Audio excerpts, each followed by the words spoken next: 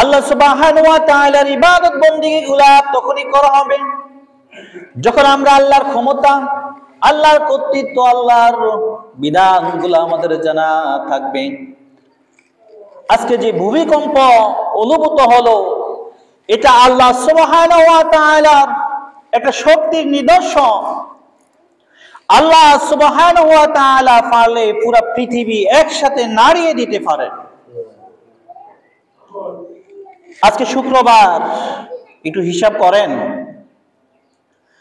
কিয়ামত যেদিন সংঘটিত হবে ওই দিনটাও হবে শুক্রবার।